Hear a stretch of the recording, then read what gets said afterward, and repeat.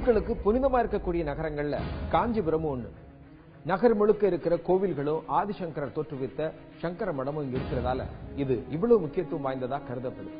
ஆனா இந்துக்களினுடைய மத நம்பிக்கையை பாதிக்கும் வகையில புகழ்பெற்ற வரதராஜ பெருமாள் கோவில் வளாகத்திலேயே கோவில் மேலாளரான சங்கரராமன் வெட்டி கொல்லப்பட்டார்.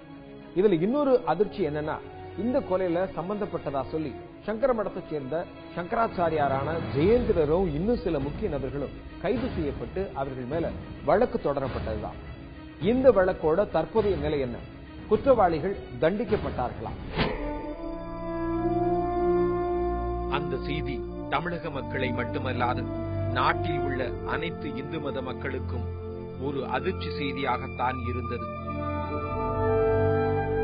இந்துக்கள் அனைவரும் பக்தியுடன் மரியாதை செலுத்தி வந்த காஞ்சி சங்கராச்சாரியார் ஒரு கொலை குற்றத்தில் கைது செய்யப்பட்டதுதான் அந்த அதிர்ச்சி செய்தி. காஞ்சிபுரத்தில் உள்ள புகழ்பெற்ற வரதராஜ பெருமாள் ஆலயத்தின் மேலாளரான சங்கரராமன் 2004ஆம் ஆண்டு செப்டம்பர் 3ஆம் தேதி அவர் வேலை பார்த்து வந்த அந்த கோவில் வளாகத்திற்குள்ளேயே வெட்டி கொல்லப்பட்டார். 2004 செப்டம்பர் 3ஆம் தேதி சென்னையிலேருந்து 6-7 மணிக்கு நான் வந்து இறங்கினேன் டோல்கேட்டில். அப்போ பெரிய மழை, இருட்டு. என்னை யாரும் போகாத வீட்டு பக்கம் நான் ஏன்னு கேட்டதுக்கு சங்கரராமனை வெட்டிட்டாங்க கோயிலுக்குள்ள. 108 திவ்ய வைணவ தீர்த்தங்களில் 3ஆம் நம்பர் பெருமாள் கோயில் பேரு. அந்த கோயிலில் அதிகாரியா மேலாளரா இருந்தார் இவர். அந்த அலுவலகத்திலே போய் மர்மன் அவர்கள் அவர் வெட்டி கண்ணந்தனமா வெட்டி போட்டிருக்காங்க. கூலிக்கு அடியாட்கள் வைத்து சங்கரராமனை கொலை செய்தது காஞ்சி சங்கராச்சாரியாரான ஜெயேந்திர சரஸ்வதி சுவாமிகள் தான் என அவரை கைது செய்தது போலீஸ். ஜெயேந்திரருடன் அவருக்கு பின் சங்கராச்சாரியார் பதவிக்கு வரவிருக்கும் விஜயேந்திரர் மற்றும் பலர் இந்த கொலை குற்றத்தில் கைது செய்யப்பட்டு சிறையில் அடைக்கப்பட்டனர். ஜெயேந்திரரை கைது செய்ததற்கு சிலர் எதிர்ப்பு தெரிவிக்க, பெரும்பான்மை மக்கள் குற்றம் செய்தவர் யாராக இருந்தாலும் சட்டம் தண்டிக்கத்தான் வேண்டும் என்று இந்த கைதை ஆமோதித்ததுடன் துணிந்து செயல்பட்ட தமிழக அரசையும் பாராட்டவும் செய்தனர். கைது செய்யப்பட்ட ஜெயேந்திரரும் மற்றவர்களும் ஜாமீனில் வெளிவந்தனர். தமிழகத்தில் இந்த வழக்கு நடந்தால் தனக்கு எதிராக சிலர் சதி செய்யக்கூடும் என்று உச்சநீதிமன்றத்தில் வழக்கு தொடர்ந்த ஜெயேந்திரர் அந்த வழக்கை பாண்டிச்சேரியில் உள்ள ஒரு கோர்ட்டுக்கு மாற்ற செய்தார். தனக்கு எதிராக வாதாடும் தமிழக அரசு வழக்கறிஞருக்கு பதிலாக பாண்டிச்சேரி அரசு வழக்கறிஞரை நியமிக்க வேண்டும் என மனு செய்த ஜெயேந்திரர் அதில் வெற்றியும் பெற்றார். 2004இல் பதிவு செய்யப்பட்டாலும் ஏறக்குறைய 10 ஆண்டுகளாக இந்த வழக்கு நீதி விசாரணையில் இருந்து வருகிறது.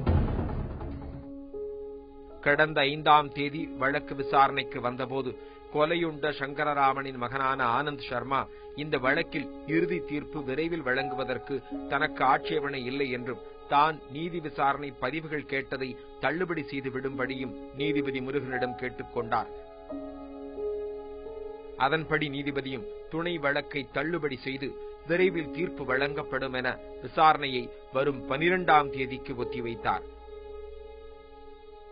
கடந்த நீதிமன்ற விசாரணையின் போது ஜெயேந்திரரும் மற்ற குற்றவாளிகள் சிலரும் நீதிமன்றத்திற்கு வராததற்கு கண்டிப்பு தெரிவித்த நீதிபதி வரும் விசாரணை தேதிக்கு அவர்கள் அனைவரும் நிச்சயம் ஆஜராக வேண்டும் என உத்தரவிட்டார். கொலை செய்யப்பட்ட சங்கரராமன் ஒரு முன்னாள் சங்கரமட பணியாளர்.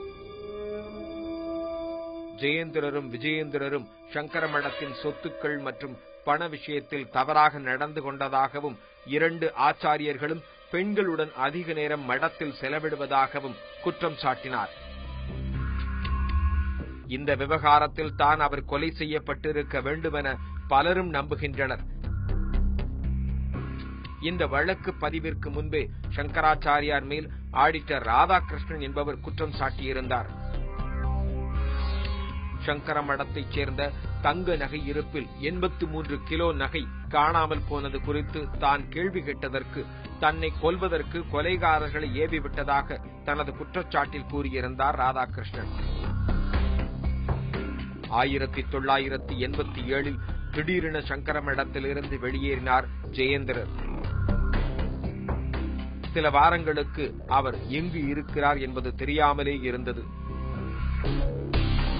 மீண்டும் மடத்திற்கு வந்தவரை ஏற்றுக்கொண்டது மடம்.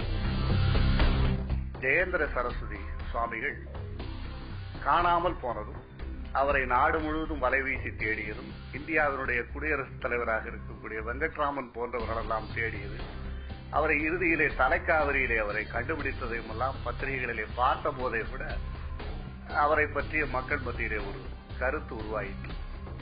இப்படி பல சர்ச்சைகளில் சிக்கியவர் ஜெயேந்திரர். ஆனால் இந்த முறை அவர் நிச்சயம் சட்டத்தால் தண்டிக்கப்படுவார் என்று கூறுகின்றனர் பலர். புதுச்சேரியை பொறுத்தவரை ஒரு பழமொழி இருக்கிறது, இங்கு வீதிதான் அழகை ஒழிய நீதி அழகில்லை என்று பிரெஞ்சுக்காரர் காலத்திலேயே ஒரு பழமொழி இருக்கிறது. அந்த பழமொழியை மாற்றுகிற விதமாக ஒரு நல்ல தீர்ப்பினை புதுச்சேரி நீதிமன்றம் வழங்கும் என்று நாட்டு மக்கள் எதிர்பார்த்துக் கொண்டிருக்கிறார்கள். வரும் 12ஆம் தேதி நடைபெறும் நீதிமன்ற விசாரணையும் இறுதி தீர்ப்பும் தான் விடை சொல்லும்.